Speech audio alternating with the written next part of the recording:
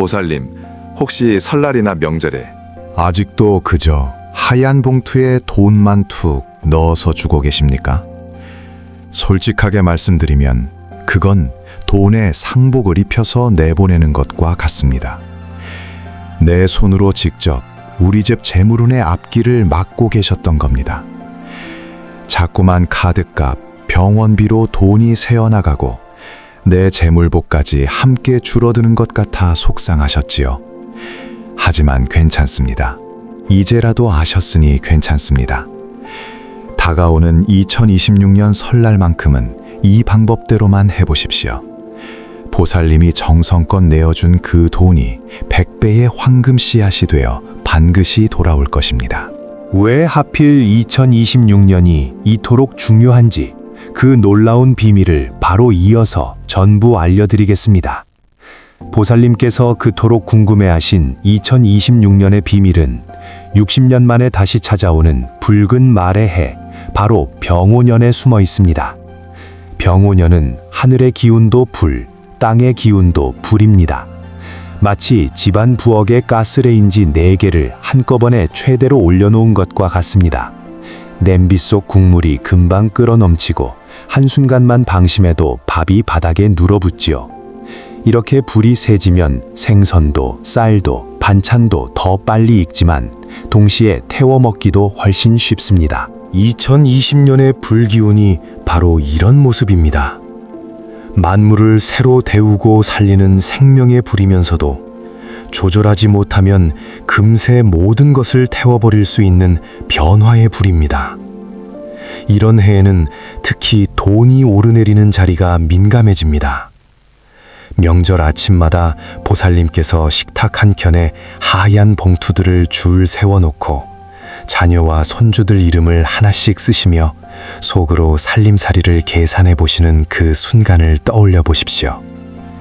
나도 살림이 빠듯한데 이 돈이 아이들에게 진짜 복이 될까, 그냥 흩어져 버리지는 않을까 하고 마음 한쪽이 항상 조마조마하셨지요. 불기운이 강한 해에는 바로 그 봉투와 지갑, 주방 식탁 같은 자리가 가장 먼저 흔들릴 수 있습니다. 이게 그냥 미신 이야기만은 아니라는 점이 중요합니다. 시드니 대학의 시아환 자오 교수는 병오년의 흐름을 역사 속 사례로 설명합니다. 1966년, 바로 직전의 병오년에는 중국에서 문화대혁명이 시작되었습니다. 한 나라의 질서와 일상이 송두리째 뒤집힌 큰 격변이었죠. 자오 교수는 이런 예를 들어 병오년을 예측하기 어려운 큰 변화의 에너지가 꿈틀거리는 해로 봅니다. 그리고 그 에너지가 밖에서 요동칠 때 가장 먼저 불안해지는 곳이 바로 우리 각자의 가정과 살림살이입니다. 보살님, 솔직하게 말씀드리면 이런 불기운 앞에서 우리가 늘 하던 방식은 힘을 쓰기 어렵습니다. 그동안 명절마다 정성껏 준비해 오시던 그 하얀 종이봉투, 예년에는 그저 마음 담아 건네는 그릇 정도로도 역할을 했습니다. 그런데 하늘과 땅의 불기운이 한꺼번에 치솟는 해에는 종이와 잉크처럼 약하고 마른 것은 그 열기를 버티지 못해 안에 담긴 기운을 지켜주지 못한다고 봅니다. 불 앞에 놓인 마른 종이처럼 순간의 불꽃에 그대로 재가 되기 쉽다는 뜻입니다. 죽은 잉크점 따위는 이런 불기운을 견디지 못하고 타버린다고 옛사람들은 늘 경계했습니다. 그래서 어떤 분들은 그래도 붉은 점이라도 찍어야지 하고 봉투에 인주로 점을 찍거나 도장을 꾹 찍어두십니다. 하지만 보살님, 그건 이미 마른 뒤에 굳어버린 죽은 잉크점일 뿐입니다. 살아 움직이는 강한 불의 기운을 묶어두기에는 턱없이 부족하지요. 이런 해에는 봉투 속 돈이 금방 새어나가고 아이들 손에 들어가도 금세 쓰고 없어져 버리기 쉽습니다. 내 재물운만 조금씩 빠져나가는 셈입니다. 그러니 겁먹기보다 지금부터 방법을 조금만 바꿔보자는 이야기입니다. 결국 2026년에는 이전과는 전혀 다른 준비가 필요합니다. 이 강한 불기운에 우리 정성이 재처럼 사라지도록 내버려 두는 것이 아니라 오히려 집안 재물운을 활활 키우는 연료로 삼는 지혜가 필요합니다. 마치 불 조절을 잘해서 쌀도 맛있게 짓고 국도 한 소끔 잘 끓여대듯이 말입니다. 그렇다고 거창한 우주의 흐름을 바꿀 필요는 없습니다. 거센 불길을 정면으로 막으려 하지 않고 우리 쪽으로 부드럽게 돌려 쓰는 방법이면 충분합니다. 그 해답이 의외로 멀리 있지 않습니다. 늘 보살님이 가장 오래 서 계시는 그 자리, 부엌 안에 이미 다 준비되어 있습니다. 부엌은 불과 물, 쌀과 소금, 흙의 기운이 한데 모여 끓어오르는 곳이라 병오년의 불기운과 가장 먼저 만나고 또 가장 잘 다스릴 수 있는 공간이기도 합니다. 다음 이야기에서는 그렇게 그대로 두면 재가 되었을 죽은 봉투를 보살님 부엌에서 100배의 복을 부르는 황금 씨앗으로 되살리는 아주 구체적인 방법을 하나씩 짚어드리겠습니다. 네, 보살님, 바로 그 비법은 우리 보살님 댁 주방에 있습니다. 지금 마음으로라도 주방으로 한번 걸어가 보세요. 벽 한쪽에 놓인 쌀독, 뚜껑을 두 손으로 살짝 들어 올리면 안에서 하얀 쌀알들이 고요하게 우리를 기다리고 있지요. 손을 넣어 보십니다. 차가운 쌀알이 손가락 사이로 사락사락 흘러내리는 그 느낌, 소리. 그게 바로 우리 집 식구들 숨과 밥심이 모여 있는 자리입니다. 거기서 깨진 쌀, 반으로 쪼개진 쌀은 살짝 옆으로 밀어두시고 모양이 반듯하고 통통한 놈들만 눈으로 한 번 더 살펴보세요. 그리고 가장 온전한 것만 천천히 골라 딱 세 알을 손바닥 위에 올려보시는 겁니다. 그 새 알을 바라보시면서 마음속으로 조용히 되뇽니다. 이 한 알은 우리 집안 복을 짓는 씨앗이다. 이 한 알은 우리 자식 재물길을 여는 열쇠다. 이 한 알은 우리 손주까지 이어질 밥심이다. 이렇게 마음을 모으고 나서 제가 들 뻔했던 그 하얀 봉투를 하나 꺼내시지요. 봉투를 살짝 열고 방금 고른 쌀 세 톨을 조심스럽게 안에 넣어주는 겁니다. 이 단순한 동작 하나로 그저 종이 쪼가리였던 봉투가 우리 가족의 생명 기운을 품은 그릇으로 바뀌게 됩니다. 이것이 바로 죽은 봉투에 생명의 숨을 불어넣는 첫 번째 비법입니다. 보살님, 잘 보시면 이건 어려운 주문도 아니고 돈이 드는 일도 아닙니다. 집에 늘 있던 쌀 세 톨이면 충분하지요. 지금 이 영상 보시다가 그대로 따라해 보셔도 좋고 머릿속으로 장면을 떠올리셨다면 그 순간 이미 첫걸음을 떼신 겁니다. 아, 이 정도면 나도 할 수 있겠다 하는 마음이 드신다면 벌써 절반은 끝난 셈입니다. 왜 하필 쌀이냐고요? 쌀 밑자를 한번 떠올려 보십시오. 한자를 풀어보면 8, 8, 10, 10, 8, 8, 곧 88이 됩니다. 옛사람들은 농부의 88번 손길이 가야 비로소 한 톨의 쌀이 된다고 보았습니다. 햇볕 맞고 비 맞고 김 매고 수확하고 말리고 털고 그 모든 땀과 정성이 모인 결정체가 바로 쌀입니다. 그러니 이건 그냥 곡식이 아니라 생명과 재물의 기운이 가장 잘 응축된 씨앗이지요. 그 생명의 기운이 담긴 쌀 세 톨을 봉투 안에 모셔두는 순간 봉투는 더 이상 죽은 종이가 아니라 우리 집 복을 심어두는 작은 논밭이 됩니다. 이제 첫 번째 방법을 정리해드리겠습니다. 첫째, 집에 있는 쌀독을 열고 깨지지 않은 가장 온전한 쌀 세 톨을 고른다.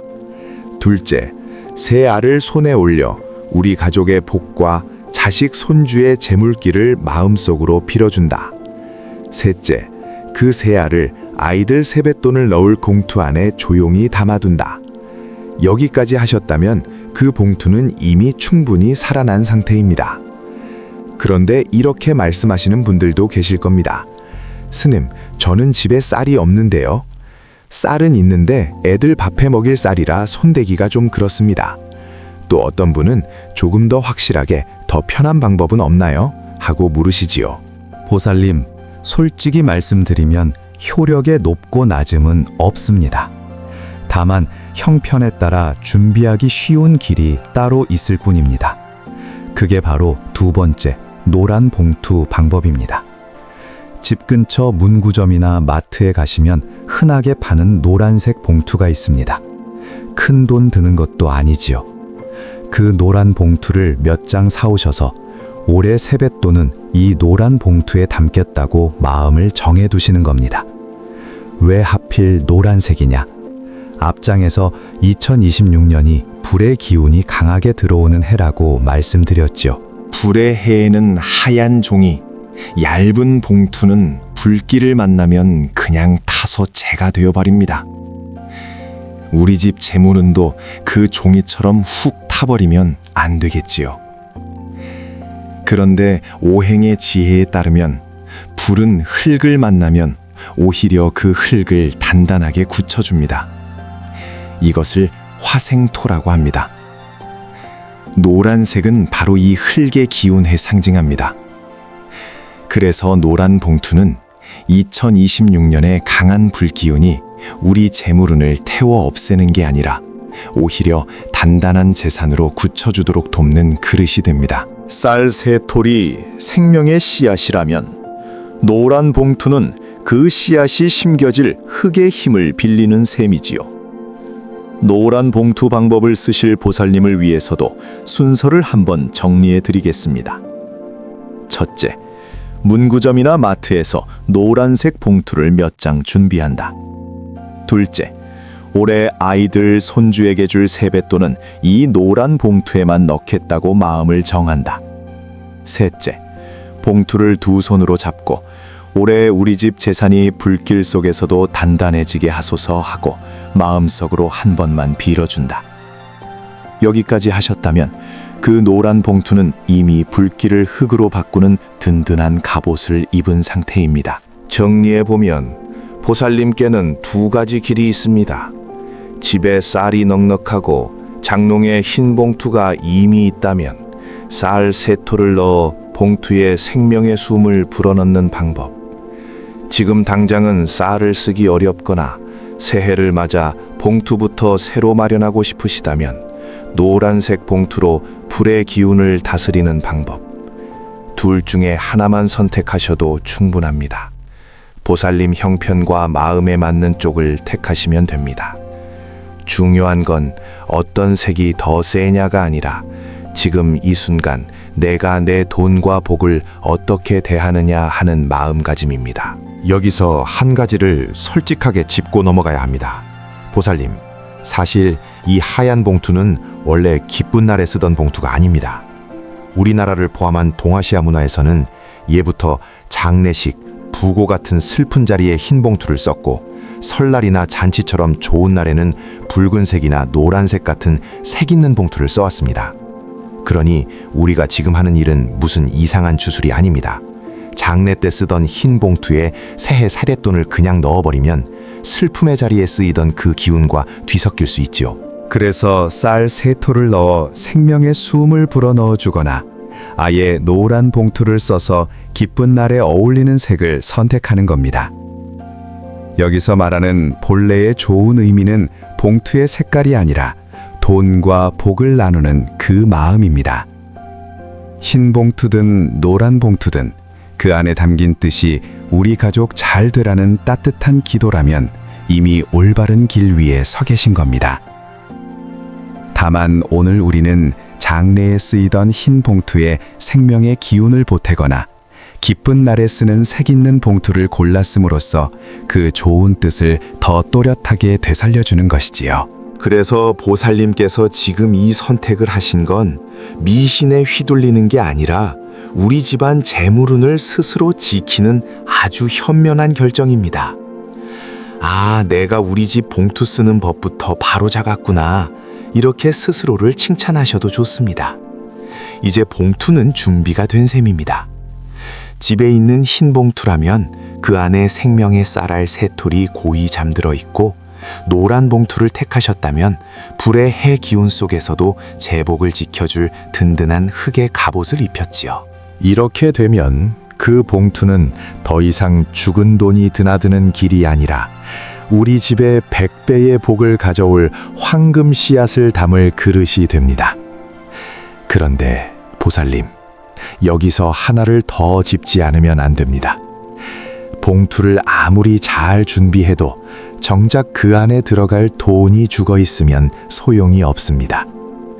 많은 분들이 이렇게 생각하십니다. 새해 용돈은 뭐니 해도 빳빳한 새돈이 최고지. 그래서 일부러 은행에 가서 새돈으로 바꿔오시지요. 하지만 과연 그럴까요? 혹시 그 빳빳한 새돈이 우리 집에서 막 채워넣은 복까지 싹 쓸어 담고 다시 은행으로 돌아가는 길일 수도 있다는 생각 한 번이라도 해보셨습니까? 봉투보다 더 중요한 진짜 살아있는 돈을 만드는 비법은 따로 있습니다. 이제 그 이야기를 들려드리겠습니다. 이제 노란 봉투도 준비됐고 그 안에 들어갈 쌀 3톨에도 숨을 한번 불어 넣어 보셨지요. 여기까지는 그릇을 만든 과정입니다. 이제 그릇 안을 채울 진짜 주인공이 남았습니다. 바로 돈입니다. 명절만 되면 어떻게 하셨습니까, 보살님? 대부분 은행 가셔서 번호표 뽑고 기다렸다가 빳빳한 새 돈으로 바꿔오시지요. 손주들 손에 쥐어줄 돈인데 구겨지고 오래된 것보다는 반짝반짝한 게 예의 같고 마음도 시원합니다. 지갑에서 꺼낼 때 나는 그 특유의 잉크 냄새, 손가락 사이에서 사각 소리 나는 느낌, 기분이 참 좋습니다. 그런데 재물의 흐름만 놓고 보면 이야기가 조금 다릅니다. 솔직히 말씀드리면 새돈이 최고다 하는 믿음이 재물운을 모르는 사람들의 가장 큰 오해 중 하나입니다. 겉모습은 번듯하지만 복을 끌어당기는 힘은 생각보다 약합니다. 은행 기계에서 막 찍혀나온 신권은 좀 전에 군대에 입대한 훈련병과 비슷합니다. 군복은 새 것이고 구두는 반짝거리지만 아직 땀도 흘려보지 않았지요. 돈도 마찬가지입니다. 사람 손을 거의 다 보지 못해서 세상살이의 기운이 스며들 시간이 없었습니다. 눈으로 볼 땐 깨끗한 종이인데 재물의 에너지로 보면 아직은 앳된 아이에 가깝습니다. 반대로 오래된 지폐 한 장을 떠올려 보십시오. 누군가의 월급 봉투에서 나와 마트 계산대에서 한 달 장보기 값을 치르고 다시 편의점 아르바이트생의 손으로 월급처럼 들어갔다가 또 다른 집에 전기, 가스 요금을 내는 데 쓰였을지도 모릅니다. 이렇게 여러 집, 여러 손을 오가며 사람들의 땀과 한숨, 또 살았다 하는 안도와 감사가 그 돈에 함께 스며듭니다. 그래서 헌돈은 산전수전 다 겪은 노련한 장수처럼 스스로 강한 재물의 기운을 품게 됩니다. 이 장수에게는 한 가지 조심할 점이 있습니다.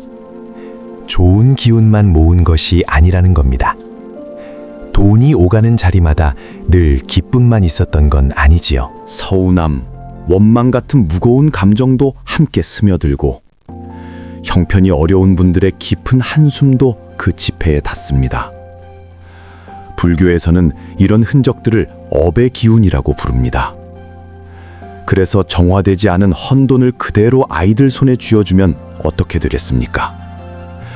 우리는 분명 복을 나누어 주고 싶어서 용돈을 주지만 그 돈에 실린 남의 무거운 업까지 함께 들여보내게 될 수 있습니다. 축복이 되어야 할 것이 잘못하면 집안 기운을 눌러버리는 짐이 되는 셈이지요. 그렇다고 겁내실 필요는 없습니다. 이 숨은 기운을 잘 씻어주기만 하면 헌돈이 가진 강한 재물 에너지만 우리 가족의 복으로 온전히 돌려보낼 수 있습니다. 그 방법을 모르실 바에는 차라리 힘은 약하지만 비교적 깨끗한 새 돈을 쓰시는 편이 낫다고 제가 말씀드리는 이유가 여기에 있습니다. 그렇다면 이 노련한 장수가 입고 있는 갑옷의 먼지와 진흙을 어떻게 털어내야 할까요? 쌀 3톨이 들어있는 노란 봉투 안에서 헌돈의 거친 기운을 부드럽게 씻어내는 정화의식이 있습니다. 다음 장에서 그 순서를 한 걸음씩 차분히 알려드리겠습니다. 네, 보살님. 이제 이 혼돈을 그냥 지갑에 넣어두는 게 아니라 새 숨을 불어넣는 일을 같이 해보겠습니다. 겉으로 보기엔 돈을 한번 정리하는 일 같지만 밥 짓기 전에 쌀을 몇 번이고 헹궈 맑게 빛나게 하듯이 우리 집으로 들어올 재물의 기운을 깨끗이 다져 넣는 의식이지요. 먼저 마음을 가장 고요하게 가다듬어 주십시오. 이른 아침 다른 가족들이 아직 잠들어 있을 때가 좋습니다. 집안은 조용하고 멀리서 간간히 새소리만 들리고 부엌에서는 냉장고 돌아가는 소리가 은은하게 깔려 있겠지요. 살짝 차가운 아침 공기가 볼에 닿고 창문으로 스며드는 햇살이 손등을 따뜻하게 감싸는 그때가 좋습니다. 허리를 곧게 세우고 편안히 앉으신 뒤 코로 천천히 숨을 들이마셨다가 길게 내쉬며 오늘 이 돈이 우리 가족의 복이 되길 하는 마음을 한번 또렷이 세워봅니다. 이제 준비물을 챙기겠습니다. 우리 주방에 다 있는 것들입니다. 평소 반찬이나 과일을 올리던 쟁반 하나를 깨끗하게 닦아주세요. 마른 행주로 문질러주면서 오늘은 이 쟁반이 작은 재단이 된다는 마음을 살짝 얹어주시는 겁니다. 그리고 굵은 소금을 준비해 주십시오. 보통 소금이 아니라 바다의 정수를 햇볕과 바람으로 말린 천일염, 굵은 소금이 좋습니다. 손바닥에 한 줌 올려보면 거친 입자가 반짝이며 빛을 받지요. 오늘 이 소금이 우리 집 재물운을 맑게 씻어내는 주인공입니다. 자, 이제 준비가 되셨으면 정갈하게 닦인 쟁반을 눈앞에 놓고 우리가 준비한 그 헌돈을 올려놓습니다. 그냥 뭉텅 올려놓지 마시고 한 장 한 장 집어들며 부채를 펼치듯 둥글게 벌려주세요. 손가락 끝에 닿는 지폐의 얇은 감촉, 종이가 서로 스치며 나는 사각사각하는 작은 소리도 한번 느껴보십시오. 펼칠수록 부채가 넓어지듯 돈도 서서히 동그랗게 퍼지지요. 각 장이 겹치지 않게 하늘의 기운을 골고루 받을 수 있도록 우리 식구들 잘 살게 해달라는 마음을 손끝에 담아 조심조심 펼쳐줍니다. 돈이 모두 펼쳐졌으면 이제 가장 중요한 과정으로 들어갑니다. 준비해 두신 굵은 소금을 집게 손가락과 엄지 손가락으로 조금 집어 그 위에 솔솔 뿌려주세요. 너무 많이 소복이 쌓이도록 뿌릴 필요는 없습니다. 밥에 소금 가나듯 가볍게, 그러나 여기저기 빠지는 곳 없이 고르게 흩뿌려주는 게 좋습니다. 소금 알갱이가 지폐 위에 떨어질 때 사르륵 사르륵 하는 소리가 아주 작게 들릴 겁니다. 그 소리를 들으시면서 보살님 마음속으로 이렇게 그려보세요. 지금 이 소금이 이 돈을 거쳐간 수많은 사람들의 한숨과 걱정, 가난했던 기억과 답답한 기운을 하나하나 빨아들이고 있다. 소금 알갱이마다 작은 스펀지가 달려 있어 어두운 기운을 쏙쏙 빨아들이는 모습. 그 그림을 잠깐 떠올려 보시고 눈을 감고 숨을 한번 깊게 들이쉬었다가 천천히 내쉽니다. 이제 이 돈은 우리 집으로 들어올 새 복을 맞을 준비를 한다 하고요. 이 상태로 정확히 30분입니다. 시계를 한번 맞춰두시고 쟁반을 조용하고 깨끗한 곳에 가만히 두세요. 햇살이 드는 부엌 창가도 좋고 늘 정리해두는 방 안쪽 작은 탁자도 좋습니다. 너무 어둡거나 지저분한 곳만 피해주시면 됩니다. 쟁반을 내려놓으신 뒤에 그 앞에 잠깐 두 손을 모으고 섭니다. 손바닥을 가볍게 포개고 눈을 지그시 감고 숨을 3번만 같이 쉬어볼까요? 들이쉬면서 맑은 기운이 들어온다. 내쉬면서 묵은 걱정이 나간다는 마음으로요. 그렇게 몇 번 호흡을 하고 나면 몸도 마음도 조금 가벼워질 겁니다. 보살님, 솔직하게 말씀드리면 이 30분은 그냥 시계만 쳐다보며 기다리는 시간이 아닙니다. 그동안 소금은 말없이 일합니다. 돈에 묻어있던 나쁜 기억과 업을 자기 몸 안으로 빨아들여 천천히 녹여내리는 시간이지요. 집안은 여전히 조용하고 가끔 냉장고 돌아가는 소리, 멀리 차 지나가는 소리만 어른어른 들립니다. 보살님은 마음속으로 우리 가족 한 사람 한 사람 얼굴을 한 번씩 떠올리며 이 돈이 너희에게 밥이 되고 건강이 되고 좋은 인연이 되라 하고 짧게 기도해 보셔도 좋겠습니다. 그렇게 마음을 한 번씩 건네놓고 30분 동안은 쟁반을 건드리지 말고 그냥 맡겨두는 것입니다. 30분이 지났습니다. 이제 다시 쟁반 앞으로 조용히 다가오셔서 돈을 한 장 한 장 조심스럽게 들어 올려 보세요. 손가락 사이로 느껴지는 지폐의 느낌이 아까와는 조금 다르게 느껴질 수도 있습니다. 붙어있던 소금 알갱이를 살살 털어내며 수고했다 하는 마음으로 돈을 가볍게 토닥여 줍니다. 한 번은 창가 쪽으로 들어 빛에 비춰보세요. 햇살에 비치면 종이가 조금 더 맑게 깨끗하게 느껴지실 겁니다. 그 돈을 다 정리한 뒤에는 두 손으로 모아 가슴께에 살짝 안아보십시오. 내가 내 손으로 우리 집 복돈을 만들었구나 하는 안도감과 든든함이 가슴에서 올라올 겁니다. 이제 이 돈은 그냥 여러 손을 거친 종이가 아닙니다. 세상의 때를 한번 털어내고 오직 우리 가족을 위해 일할 재물의 에너지만을 담은 복돈으로 다시 태어난 셈이지요. 이제 마무리를 해야 합니다. 쟁반 위를 보시면 굵은 소금이 여기저기 흩어져 남아있을 겁니다. 이 소금은 아까와 다릅니다. 돈에서 떨어져 나온 나쁜 기운을 이미 한껏 머금고 있습니다. 보살님 마음에는 아깝다, 다시 쓸까 하는 생각이 스칠 수도 있습니다. 하지만 여기서는 단호하셔야 합니다. 이걸로 우리 집 묵은 걱정은 끝냈다 하는 마음으로 소금을 조심히 모아주세요. 그런 다음에는 두 가지 중 하나로 정리하시면 됩니다. 하나는 화장실 변기에 소금을 붓고 물을 시원하게 내려보내는 방법입니다. 물줄기가 내려가면서 함께 모든 부정도 씻겨 나간다고 마음속으로 한번 짚어주십시오. 다른 하나는 집 밖에 흙을 살짝 파고 그 안에 소금을 묻는 방법입니다. 땅이 소금을 품으면서 그동안 모아둔 나쁜 기운까지 함께 삼켜 정화해 준다고 생각하시면 됩니다. 어떤 방법이든 다시 주방으로 가져와 쓰지만 않으면 됩니다. 보살님, 이렇게 해서 보살님의 손에는 이제 우리 가족의 부와 복을 불러올 깨끗하고 힘있는 복돈이 들려 있습니다. 여기까지 정성 들여 따라오신 것만으로도 이미 우리 집 재물운의 길을 한번 환하게 쓸어 닦으신 겁니다. 하지만 여기서 한 가지만 더 살펴보셔야 합니다.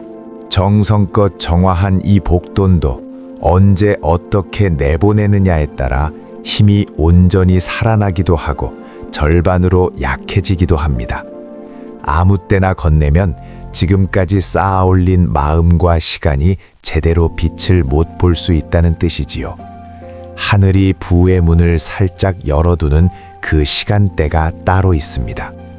우주의 시간표에 맞춰 복돈을 움직여야 오늘 보살님이 들이신 정성과 기도가 흩어지지 않고 그대로 열매를 맺습니다. 다음에는 바로 그 하늘이 부의 문을 여는 황금 같은 시간을 함께 짚어보겠습니다. 네, 보살님. 지금까지 이렇게 공들여 준비한 그 복돈도 솔직히 말씀드리면 아무 때나 그냥 건네버리면 효력이 절반으로 뚝 떨어집니다. 그 힘을 온전히 살려서 어머니의 마음만큼이나 크게 100배, 1000배로 키워주는 하늘이 부의 문을 여는 시간은 바로 아침에 있습니다. 더 정확하게 말씀드리면 오전 9시부터 11시 사이입니다. 이 시간은 사시, 즉 뱀의 시간이라고 부릅니다. 단순히 시계바늘이 그 칸을 가리킨다는 뜻이 아닙니다. 이때는 태양이 가장 높이 떠오르기 시작하면서 세상의 모든 양기운이 가장 왕성해지는 순간입니다. 이 우주의 리듬에 맞추지 못하고 이 시간대를 벗어나서 복돈을 건네면 마치 햇볕이 안 드는 그늘에 씨앗을 심는 것처럼 우리가 들인 정성이 반밖에 힘을 쓰지 못합니다. 같은 봉투, 같은 액수라도 하늘의 시간표에 맞춰야 제대로 자라납니다. 한번 상상해 보십시오. 창문으로 따스하고 밝은 햇살이 쏟아져 들어오는 아침의 거실. 우리 아이들과 손주들이 학교 갈 준비를 하며 분주하게 웃고 있는 바로 그 공간에서 이 복돈을 건네는 겁니다. 그 돈은요, 그냥 돈이 아닙니다. 땅에 뿌려진 씨앗이 햇살을 듬뿍 받고 새 생명을 틔우듯 가족의 미래의 풍요와 번성을 약속하는 축복의 씨앗이 되는 겁니다. 같은 돈이라도 이 황금 시간에 건네면 이상하게도 병원비로 새어나갈 일이 줄고 아이들 직장이나 사업이 한 고비씩 잘 넘어가고 매달 공과금 걱정하던 마음이 한결 가벼워지는 식으로 돌아올 수 있습니다. 그래서 제가 감히 이때 주는 복돈은 100배의 수익을 내는 투자라고 말씀드리는 겁니다. 반대로 절대 돈을 주면 안 되는 시간이 있습니다. 바로 해가 진 밤입니다. 밤은 음의 기운이 지배하는 시간입니다. 이때 우리 손을 떠난 돈은요, 이상하게도 어둡고 축축하고 음침한 곳으로 흘러가려는 성질이 있습니다. 한번 떠올려 보십시오. 밤 11시가 훌쩍 넘은 시간, 골목 편의점의 네온 사인과 하얀 형광등 아래에서 아이가 친구들과 컵라면과 술, 과자를 한아름 들고 계산대 앞에 서 있습니다. 봉투 속에서 막 받은 돈을 우르르 꺼내며 결제하는 그 순간, 우리 손에서 정성껏 보낸 복돈이 술값과 야식값으로 스르르 녹아내립니다.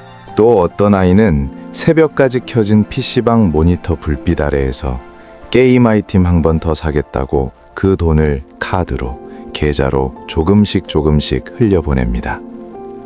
술이나 도박, 의미 없는 유흥, 중독적인 게임처럼 우리 자식들을 병들게 하는 헛된 곳에 쓰이기 쉬운 시간이 바로 이 밤입니다. 이건 마치 대낮이 아닌 캄캄한 밤길에 소중한 자식을 혼자 내보내는 것과 같은 이치입니다. 일부러 그 앞길에 그림자를 들이우는 것과 같습니다. 보살님 마음은 분명 잘 써라, 도움이 되라 하는 사랑인데 시간만 잘못 맞춰도 그 길이 비틀어져 버리는 겁니다.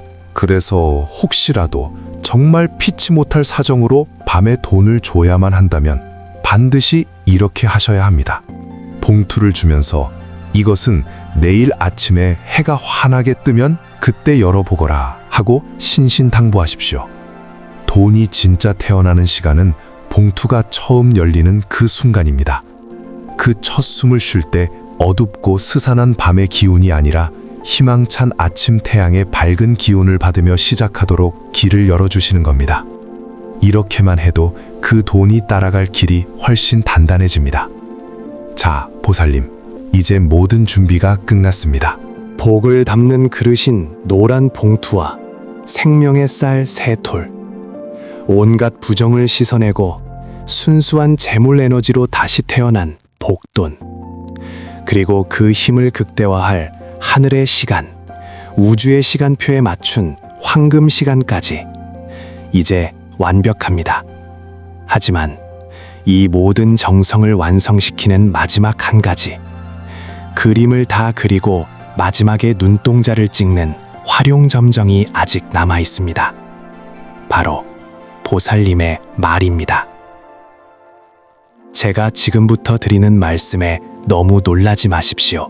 솔직하게 말씀드리면 우리가 복을 빌어주며 무심코 건네는 그 수많은 말들이 사실은 이 모든 정성을 한순간에 물거품으로 만드는 저주의 말이 될 수도 있습니다. 돈 많이 벌어라, 부자 되라 하는 그 너무나도 평범한 말들이 왜 우리 가족의 재물운을 가로막는 무서운 주문이 되는지, 그리고 이 모든 것을 100배의 진짜 복으로 되돌려받는 그 강력한 마법의 주문은 과연 무엇인지 이제부터 그 마지막 비밀을 알려드리겠습니다. 자, 이제 마지막 관문입니다, 보살님. 봉투도 돈도 시간도 모두 완벽합니다. 그런데 이 모든 정성을 진짜 의식으로 바꿔주는 마지막 한 방울 아직 남아 있습니다. 바로 보살님 입에서 나오는 말의 힘입니다. 먼저 한 가지만 저와 약속해 주시겠습니까? 아이에게 복돈을 건네는 그 찰나, 입술 끝까지 올라오는 이 말들만큼은 잠시 살짝 삼켜보시는 겁니다. 아껴 써라, 헛되이 쓰지 마라. 이걸로 필요한 거 사고 공부 열심히 해야 한다. 보살님의 그 따뜻한 마음 제가 왜 모르겠습니까? 내 새끼 힘들지 말았으면, 헛되이 쓰지 말고 좀 보탬이 됐으면 하는 걱정과 사랑이 다 들어있는 말이지요. 그동안은 그렇게 말할 수밖에 없으셨을 겁니다. 하지만 보살님, 솔직하게 말씀드리면 그 말들이 아이 귀에 들어갈 때는 조금 다르게 들립니다. 축복의 말이 아니라 아이 마음에는 아주 작지만 무거운 짐으로, 때로는 작은 저주처럼 느껴질 수 있습니다. 그 말을 듣는 순간 아이의 어깨가 살짝 굳어집니다. 방금 전까지 반짝이던 눈빛이 잠깐 흔들리며 이렇게 속으로 되뇌일 수 있습니다. 아, 이 돈은 그냥 쓰면 안 되는 거구나. 나는 항상 조심해야 하는 사람이구나. 괜히 잘못 쓰면 혼나겠지. 이렇게 한번 마음속에 새겨진 문장은 습관이 됩니다. 돈을 쓸 때마다 혹시 내가 잘못하고 있는 건 아닐까 하는 불안이 먼저 떠오르고, 기회가 와도 괜히 나섰다가 손해보면 어떡하지 하고 한 발 물러서게 됩니다. 돈에 대한 죄책감과 부족감이 몸에 배어버리는 것이지요. 그게 바로 제가 말하는 기운의 족쇄입니다. 눈에 보이지는 않지만 아이의 마음과 행동을 살짝씩 움츠려들게 만드는 보이지 않는 쇠사슬입니다. 돈의 흐름이 막힌다기보다 아이 스스로 풍요와 도전에서 한 걸음씩 물러나게 만드는 힘인 셈입니다.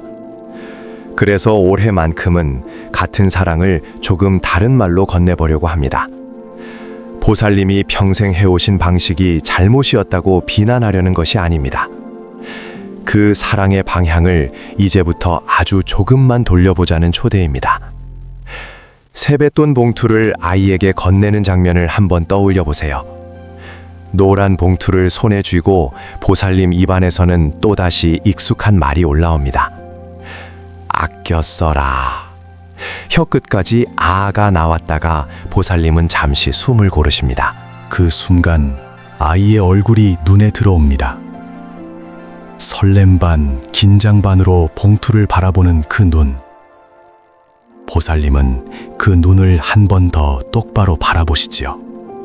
그리고 이번에는 이렇게 말씀해 주시는 겁니다.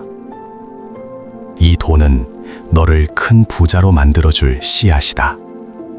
순간 아이의 눈이 하며 조금 더 커질 겁니다.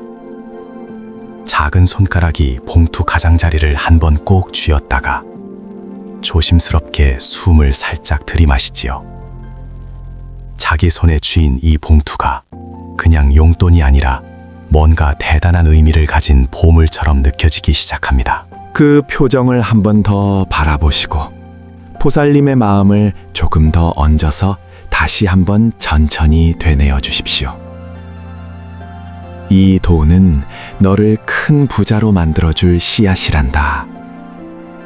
상상해 보십시오. 그 두 번째 말을 듣는 순간 아이의 얼굴이 어떻게 변하는지를요.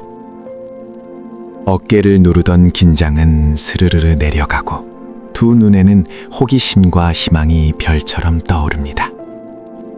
볼에는 금세 혈색이 돌고 아이는 봉투를 가슴 쪽으로 꼭 끌어안습니다. 내가 부자가 될 수 있구나. 어떻게 써야 이 씨앗을 잘 키울 수 있을까? 이런 생각이 마음속에서 조용히 움트기 시작합니다. 종이 쪽에 불과했던 돈이 자신의 미래를 키워줄 씨앗이자 약속처럼 느껴지는 순간입니다. 더 놀라운 변화는 사실 그 모습을 바라보는 보살님 마음속에서 일어납니다. 방금 전까지만 해도 또 귀한 돈이 나가는구나. 이번 달 공과금은 어떻게 하지 하는 걱정이 머릿속을 스쳤을지 모릅니다. 그래서 입안까지 아껴 써라 라는 말이 올라왔지요. 그런데 아이가 봉투를 꼭 끌어안고 눈을 반짝이며 웃는 모습을 보는 순간 마음속에서 다른 소리가 들립니다. 그래, 이 아이에게는 무서움보다 가능성을 심어줘야지. 나는 지금 돈을 흘려보내는 게 아니라 이 아이의 앞날에 씨앗을 심고 있구나. 그 생각이 스쳐가는 순간 굳어있던 어깨가 살짝 내려앉습니다. 보살님도 모르게 깊게 숨을 한번 내쉬게 되고 입가에는 잔잔한 미소가 번집니다. 손끝에 남아있던 아까운 마음 대신 가슴 한가운데 따뜻한 기운이 서서히 퍼져나갑니다. 이제 이 돈은 나가는 돈이 아니라 아이의 삶과 마음속에 심어둔 복의 씨앗처럼 느껴질 것입니다. 손에 갔던 마음이 언젠가 훨씬 더 큰 복으로 돌아올 거라는 잔잔한 확신으로 바뀝니다. 이것은 더 이상 단순히 돈을 주는 행동이 아닙니다. 미래의 아이에게 공덕과 가능성을 미리 심어주는 어머니이자 고살님의 조용한 수행이 됩니다. 보살님 자신의 재물은 역시 이 마음가짐과 함께 한층 더 단단해지는 것이지요. 노란 봉투, 하얀 쌀알, 소금으로 정화한 돈, 그리고 양기 가득한 황금의 시간까지 보살님께서 여기까지 정성 들여 준비하신 모든 것이 이제 이 한마디 축복의 말과 만나 비로소 하나의 완전한 재물운 의식으로 이어집니다. 이것이 바로 평범한 세뱃돈을 온 집안의 복을 부르는 황금 씨앗으로 바꾸어주는 마지막 활용점정입니다. 자, 보살님. 이제 2026년 병오년 우리 가족의 재물운을 크게 일으켜줄 모든 비법이 완성되었습니다. 봉투, 돈, 시간, 그리고 마지막 마법의 주문까지요. 그런데 말입니다. 혹시 생각해 보셨습니까? 우리가 이렇게까지 정성을 들이는 진짜 이유, 이 모든 의식의 가장 깊은 곳에 숨겨진 진짜 의미는 과연 무엇일까요? 지금까지 우리는 노란 봉투에 쌀알을 담고 소금으로 돈을 정화하고 가장 좋은 시간에 맞춰 부의 씨앗이라는 말을 속삭여 주었습니다. 그런데 보살님, 이 모든 정성스러운 의식의 목적이 정말로 돈을 100배로 불리는 것 하나뿐일까요? 사실 이 비법들 속에는 그보다 훨씬 깊고 귀한 보상이 숨어 있습니다. 오늘은 그 보상의 얼굴을 차분히 한번 밝혀보겠습니다. 솔직하게 말씀드리면 우리는 명절마다 자녀와 손주에게 줄 봉투를 쥐고 부엌 한켠에 서서 모르는 척 조용히 한숨을 내신 적이 많습니다. 싱크대에는 설거지가 쌓여 있고 가스레인지 위에서는 탕이 보글보글 끓고 있는데 머릿속에서는 숫자 계산이 따로 돌아갑니다. 아깝지만 줘야지. 이번 달 공과금은 어떡하지? 이 귀한 돈을 아이들이 헛되어 있으면 어쩌나. 이런 생각이 스치면 손에 쥔 봉투가 괜히 더 무거워집니다. 가슴이 살짝 답답해지고 어깨가 앞으로 굽어지면서 주는 기쁨보다 통장에서 빠져나갈 금액에 대한 걱정이 먼저 마음을 덮어버리곤 했지요. 그래서 이번 명절에는 그 불안한 마음을 안고 우리 함께 의식을 준비하셨을 겁니다. 서랍에서 노란 봉투를 꺼내고 쌀통 뚜껑을 열어 손가락으로 쌀알을 몇 알 집어 올릴 때 서걱서걱 손끝에 닿는 감촉이 먼저 느껴집니다. 그래도 올 한 해 우리 밥 굶지 않고 잘 버텼구나 하는 생각이 살짝 스치면서 조금 전까지 팍팍했던 마음이 한결 누그러지지요. 작은 접시에 소금을 올려놓고 봉투 위에 살짝 스치듯 지나가며 이 돈 때문에 아이들이 다치지 말고 탈 없이 잘 지내게 해주십시오 하고 속으로 빈 순간 걱정과 함께 감사의 마음이 섞여 올라옵니다. 정해둔 좋은 시간을 기다리며 호흡을 고르고 그때가 되자 조용히 부의 씨앗이라는 말을 속삭이는 동안 처음에 아깝다는 생각은 어느새 이 아이가 건강하고 바르게 자라면 좋겠다는 기도로 모양을 바꿉니다. 그리고 마침내 아이들 앞에 앉아 봉투를 건네는 순간 여전히 통장은 걱정되지만 마음 한편에서는 그래, 내가 할 수 있는 만큼은 다 했다는 안도감이 조용히 올라오지요. 죄책감만 가득하던 자리에는 따뜻하면서도 잔잔한 평온이 조금씩 스며듭니다. 우리가 지난 시간 내내 찾고 있던 깊고 귀한 보상의 이름이 바로 이 감정입니다. 돈이 나가는데도 이상하게 마음이 편안해지는 상태. 그 보상의 이름이 바로 마음의 평화입니다. 심리학에서는 이때 느끼는 감정을 따뜻한 빛 효과라고 부릅니다. 남을 위해 좋은 일을 했을 때 특별한 대가가 없어도 가슴 한가운데에 등불 하나 켜진 것처럼 은은한 행복감이 도는 현상입니다. 하버드 비즈니스 스쿨 연구팀에서는 이 따뜻한 빛을 실제로 어떻게 느끼는지 실험을 해보았습니다. 사람들에게 똑같은 금액의 돈을 나누어 주고 한 그룹에게는 오늘 이 돈을 가지고 본인을 위해 쓰세요 라고, 다른 그룹에게는 가족이나 친구, 누군가를 위해 써보세요 라고 부탁했습니다. 그날 저녁 다시 그 사람들을 만나 기분이 어떤지 물어보니 자신을 위해 쓴 사람보다 사랑하는 사람을 위해 쓴 사람들의 얼굴이 훨씬 더 밝았고 그 행복감도 오래 이어졌다고 합니다. 이렇게 남을 위해 쓰는 순간 우리 뇌는 잘했다며 스스로에게 상을 주는 쪽으로 작동합니다. 긴장이 풀리고 마음을 조여오던 스트레스는 조금 줄어들고 대신 편안함과 만족감이 서서히 올라오는 것이지요. 보살님이 해오신 노란 봉투 의식은 바로 이 원리가 더 잘 일어나도록 마음을 미리 준비시키는 역할을 합니다. 그냥 아무 봉투에 아무 때나 돈을 넣어 건네면 또 돈이 나갔구나 하는 허전함만 남기기 쉽습니다.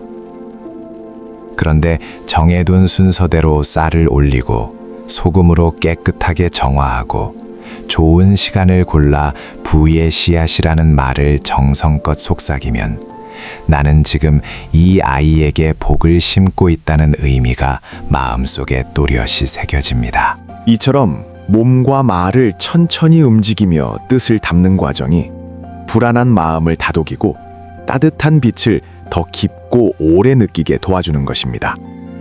그래서 이 의식을 심리학이 이야기하는 원리를 생활 속에서 잘 활용해낸 지혜로운 마음의 장치라고 볼 수 있습니다. 보살님, 이 따뜻한 빛 효과라는 말 어디서 많이 들어본 마음 상태 같지 않으십니까?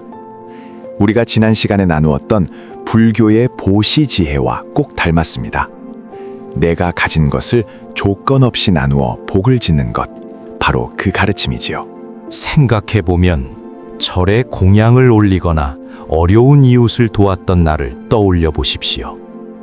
처음에는 나도 빠듯한데 괜히 너무 많이 내는 건 아닐까 걱정되다가도 막상 마음을 내어 보시를 하고 돌아오는 길에는 오히려 가슴이 더 가벼워졌던 적이 있으실 겁니다. 그래, 내가 오늘은 조금 손해본 게 아니라 복을 하나 지었구나 하고 스스로를 토닥이며 집으로 돌아가는 발걸음이 평소보다 훨씬 가볍게 느껴졌던 그 순간 말입니다. 심리학에서는 그때를 따뜻한 빛이라고 부르고 불교에서는 보시의 공덕이라 부르는 것뿐 실제로는 같은 마음의 움직임인 셈입니다.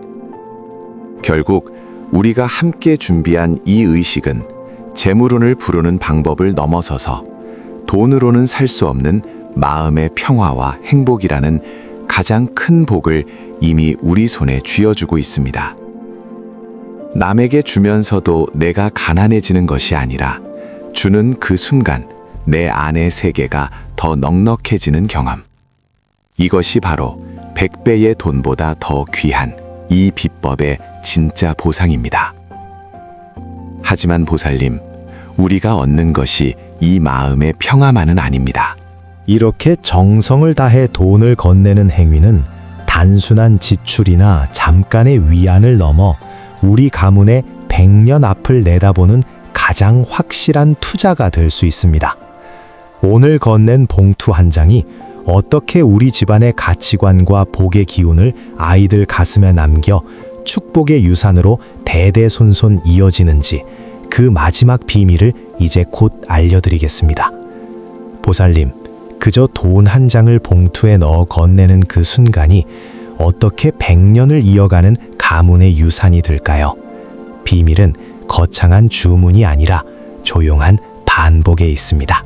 올해 부엌에서 쌀 한 그릇 옆 하얀 소금 종지 옆에 봉투를 올려두고 아이 이름을 한자 한자 적으셨지요.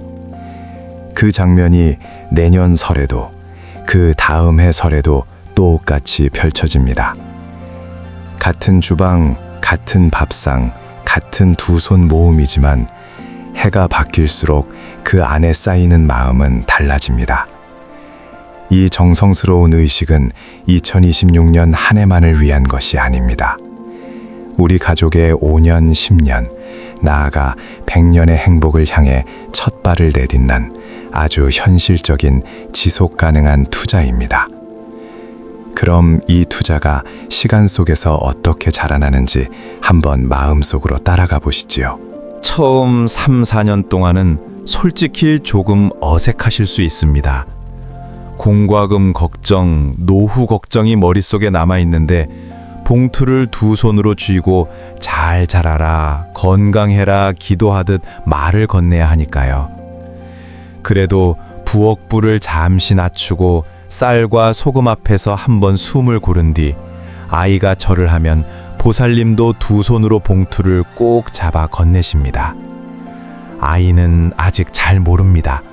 다만 봉투에서 전해지는 따뜻한 촉감과 그때 보살님 눈빛이 평소보다 더 깊고 부드럽다는 것만 느낍니다. 몇 해가 더 지나면 아이들이 먼저 묻습니다. 할머니, 올해도 그 쌀 옆에 봉투 올려놓는 거예요? 설 전날 주방에서 전 부치시는 옆에 와서 쌀통 뚜껑을 열어보며 장난을 치기도 하지요. 그때 보살님이 웃으면서 말해주십니다. 그 봉투는 그냥 돈이 아니라 우리 집 복이 자라는 씨앗이야. 그래서 깨끗이 올려두고 기도하는 거야. 이렇게 설명이 한마디씩 더해질수록 이 의식은 어느새 우리 집 방식이 되어갑니다. 10년쯤 지나면 풍경이 더 달라집니다. 중학생, 고등학생이 된 아이가 설 아침에 스스로 상을 차리는 걸 도와주고 쌀과 소금을 꺼내와 봉투를 올려놓습니다. 올해도 잘 부탁드리며 하며 장난 섞인 말을 하다가도 절하는 순간만큼은 허리를 곧게 펴고 진지한 얼굴을 합니다. 또 20년 뒤를 떠올려 보십시오. 그때 그 봉투를 받던 아이가 이제는 어른이 되어 자기 아이의 이름을 봉투에 적고 있습니다. 우리 할머니가 이렇게 해주셨지 하며 같은 주방에서 같은 순서로 쌀과 소금 옆에 봉투를 올려두는 겁니다. 이것이 바로 한 사람의 선택이 세대를 건너 이어지는 축복의 유산이 되는 모습입니다. 매년 설날 이렇게 같은 자리에 같은 정성이 쌓이면 우리는 자녀와 손주들에게 돈보다 훨씬 더 소중한 것을 물려주게 됩니다. 밥상 위에 김이 모락모락 나는 흰쌀밥, 그 옆에 소금과 봉투, 그리고 그 장면을 지켜보며 자라는 아이의 마음. 거기에 담긴 것은 숫자로 적힌 금액이 아니라 정성과 축복이 가득한 우리 집안만의 전통입니다. 이것은 그저 마음만 좋은 이야기가 아닙니다. 미국 심리학회 APA와 사이콜로지 투데이에서 소개한 여러 연구를 보면 이런 가족 의식이 부모의 양육 능력을 높여주는 것으로 나와 있습니다. 아이 입장에서는 해마다 같은 방식으로 사랑과 축복을 받으면서 우리 집은 나를 소중히 여기는 집이라는 확신이 생기지요. 그 확신이 학교와 사회에서 부딪힐 때도 마음의 버팀목이 되어 적응력을 키워줍니다. 또 부부가 함께 이런 의식을 준비하고 반복할수록 서로를 같은 편으로 느끼는 시간이 늘어나 결혼 만족도와 장기적인 행복감도 높아진다고 합니다. 험한 세상 속에서 서로를 지켜주는 가장 튼튼한 울타리가 바로 이렇게 반복되는 작은 가족의식인 셈입니다. 세뱃돈은 지출이 아닙니다. 투자입니다. 보살님, 그동안은 봉투를 준비하면서도 속으로 이런 생각이 스쳤을 겁니다. 아깝지만 줘야지. 공과금은 어떻게 하지? 내 노후는 괜찮을까? 그래서 봉투를 건네고 돌아서는 뒷모습이 괜히 허전하고 씁쓸했지요. 솔직하게 말씀드리면 그 마음이 너무나 자연스럽습니다. 우리를 지켜줄 돈이 늘 모자란 세상이니까요. 이번 설날에는 상황이 다릅니다. 보살님은 이미 알고 계십니다. 정해진 시간에 정화된 돈을 올바른 말과 함께 건네는 이 의식이 단순한 지출이 아니라 우리 집 재물운을 되돌려받는 부의 씨앗 심기라는 것을요. 봉투를 내어주는 순간 함께 빠져나가는 내 복이 아니라 여기서부터 5년, 10년 뒤에 돌아올 우리 집안의 든든한 뿌리를 심는다는 확신이 생깁니다. 불안과 죄책감이 서서히 옅어지고 그 자리에 내가 이 아이들에게 축복의 길을 열어주고 있구나 하는 조용한 자부심이 자리 잡습니다. 이 지혜는 이제 온전히 보살님의 것입니다. 화면 앞에 앉아있기만 한 시청자가 아닙니다. 보살님은 세뱃돈 봉투 하나로 아이들의 마음을 지키고 재물운의 길을 열어주는 집안의 큰 어른입니다. 말 그대로 우리 가족의 미래를 축복으로 이끌고 100년의 복을 잇는 축복의 계승자가 되신 겁니다. 보살님의 그 따뜻한 손으로 우리 가족의 100년 복을 하나알 하나알 심으시는 것이지요. 그 마음을 오늘 이 자리에서 한번 또렷하게 적어두면 좋겠습니다. 마치 절에 와서 촛불 하나 켜고 기도문을 적어 올리듯 이 영상 아래 댓글에 보살님의 서원을 남겨보세요. 이렇게 한 줄 적어주시면 됩니다.